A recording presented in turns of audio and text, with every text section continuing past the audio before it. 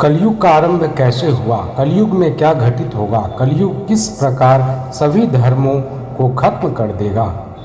कलयुग की शुरुआत की जानकारी वैसे तो अनेक धार्मिक ग्रंथों और पुस्तकों में मिलती है, लेकिन इसका सबसे मुख्य केंद्र वह स्थान है जहां कलयुग की शुरुआत हुई। यह गुजरात का भालका स्थान है।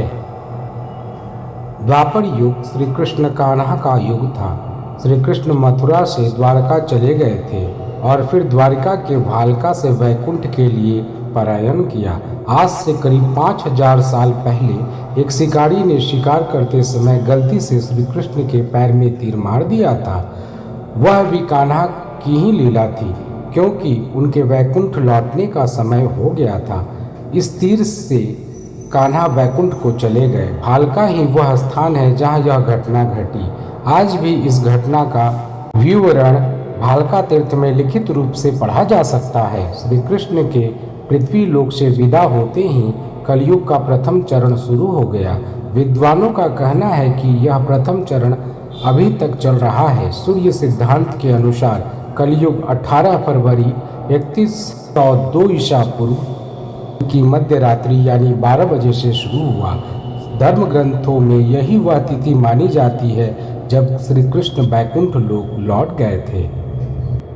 वैदिक शास्त्रों के अधिकांश व्याख्याकार जैसे भक्ति सिद्धांत सरस्वती गोस्वामी और उनके शिष्य भक्ति वेदांत स्वामी प्रभुपाद का मानना है कि पृथ्वी वर्तमान में कलयुग में है और यह इस काल में 4,32,000 वर्षों तक रहेगी।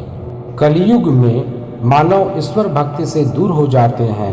हिंदू धर्म की मान्यताओं में धर्म को बैल के रूप में परिभाषित किया गया है। इसके अनुसार कलयुग के अंत में नैतिकता स्वर्ग युग के 1/4 तक काम हो जाएगी और तब धर्म रूपी बैल के केवल एक पैर रह जाने की परिकल्पना साकार होगी। इसका सामान्य अर्थ यह हुआ कि जब कलयुग चरम पर होता है तो नैतिकता का पूरी तरह ह्रास हो जाता है। केवल कुछ ही लोगों में इस मानवीय मूल्य की समझ हो पाएगी।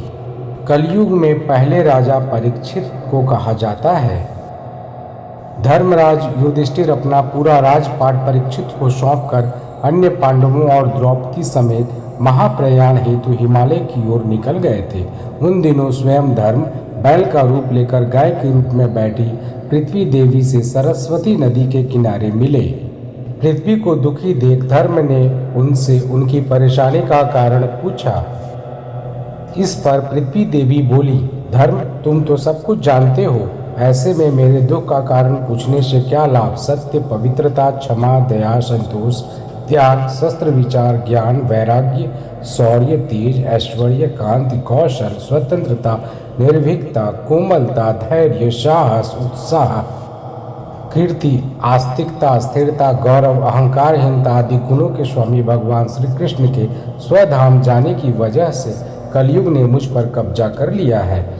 पहले भगवान श्री कृष्ण के चरण मुझ पर पड़ते थे, जिसकी वजह से मैं खुद को सौभाग्यशाली मानती थी। धर्म और पृथ्वी आपस में बात कर ही रहे थे कि इतने में असुर रूपी कलयुग वहां आ पहुंचा और बैल और गाय रूपी धर्म और पृथ्वी को मारने लगा। राजा परीक्षित वहां से गुजर रहे थे।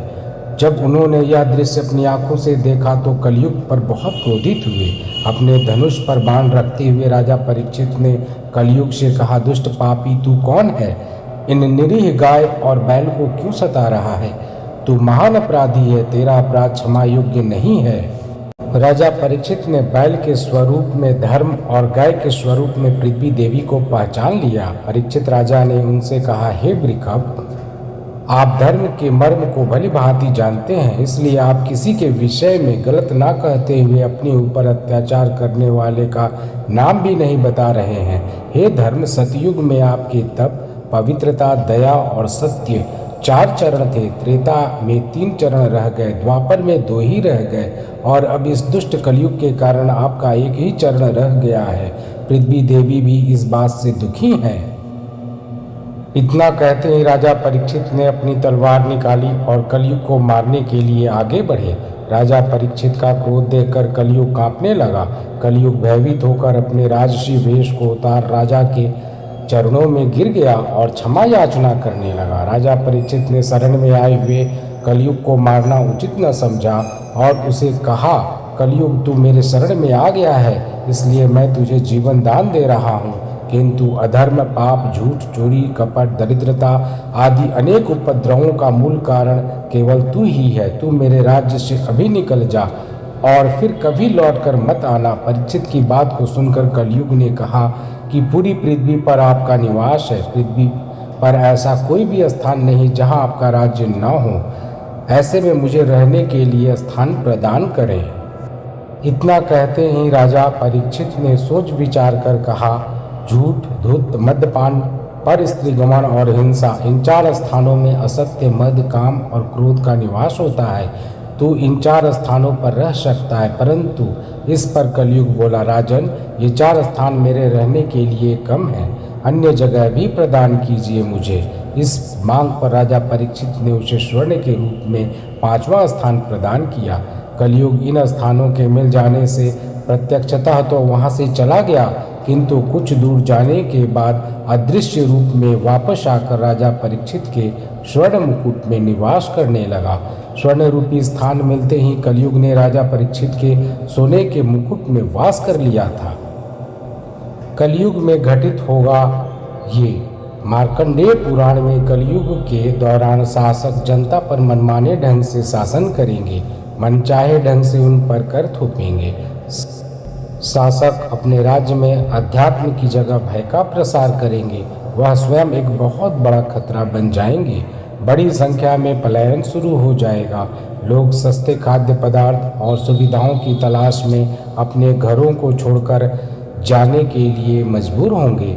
धर्म को नज़रअंदाज कर दिया जाएगा और लालच, सत्ता, पैसा सभी के मस्तिष्क में प्रबल रूप से विद्यमान रहेगा। लोग बिना किसी पश्चाताप के अपराधी बनकर लोगों की हत्या करेंगे। कलयुग कर देगा सभी धर्मों का नाश। संभोग जिंदगी की सबसे बड़ी जरूरत बन जाएगी। लोग बहुत आसानी से कसम खाएंगे और उसे तोड़ देंगे। वचनों का कोई अर्थ नहीं रह जाएगा। लोग मदिरा और अन्य नशीले पदार्थों की चपेट में आ जाएंगे। गुरुओं का सम्मान करने की परंपरा समाप्त हो जाएगी। ब्राह्मण ज्ञानी नहीं रहेंगे। क्षत्रियों का साहस खो जाएगा और वैश्य अपने व्यवसाय में ईमानदार नहीं रह जाएंगे। पाप अपने चरम पर होगा।